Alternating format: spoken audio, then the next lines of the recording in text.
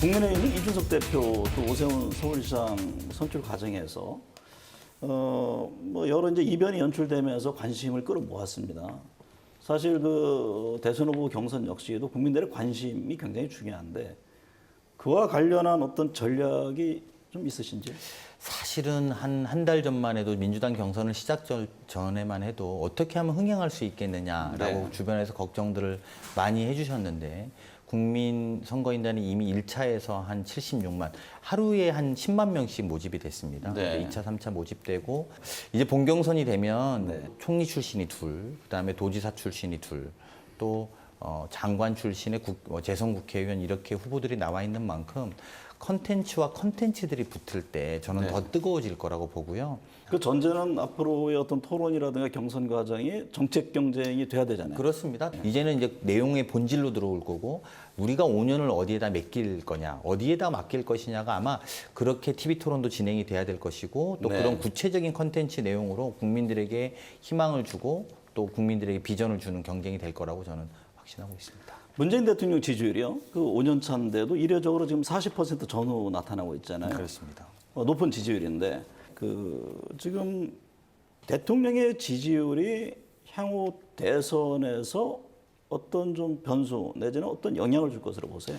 역대 선거에 지지율 낮은 대통령들의 저희가 말로를 보면 대부분 네. 탈당하거나 아니면 당적을 포기하거나 아니면 대통령과 차별화를 극대화해서 대통령을 여당에서 비판하거나 이랬었던 것 같습니다. 네. 그런 면에서 보면 우리 당은 아마 그럴 분위기는 전혀 아닐 거라고 봅니다. 가령 네. 예를 들면 우리 정부가 지금 잘못한 것은 예를 들면 부동산이나 몇 가지 문제점에서 정확하게 짚어서 어떻게 해결하겠다는 것을 보여주는 것. 대안 제시로. 그렇습니다. 그래서 그리고 방역은 잘하지만 어떤 건 좀 더 잘해보겠다는 네. 것 이런 것들로 구체화시켜서 국민들에게 설명하는 과정이 될 것이라고 보고요.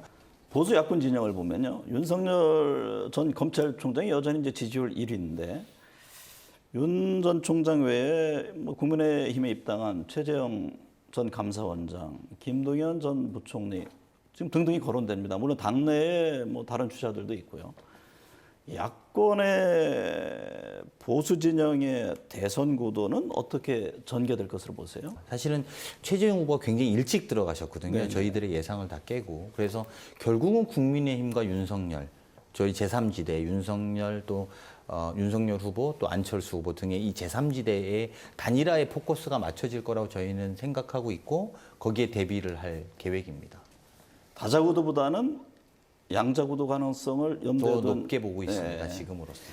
윤석열 전 총장은 지금 이제 뭐 아내와 장모 등 여러 이제 검증 과정에 있는데 윤 전 총장이 보수 진영의 최종 대선 후보가 될 것으로 보세요? 출마하신 지 3주, 출마 선언하신 지 3주 가까이 됐는데요. 네.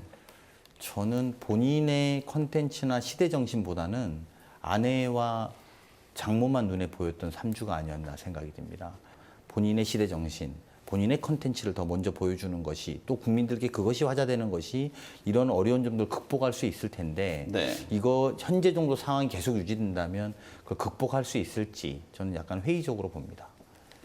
이준석 당대표 체제 들어서면서 뭐 이제 초기에 많은 박수를 받다가 통일부 폐쇄 문제라든가 또 재난지원금 합의 번복 이제 안팎으로 또 공격을 받는 그런 상황도 됐는데 이준석 당대표 체제에 대해서는 어떻게 보고 계세요? 저는 여러 가지 좋은 시도를 많이 하고 있다고 보기 때문에 사실은 좋은 경쟁을 해보고 싶은 마음이 있습니다.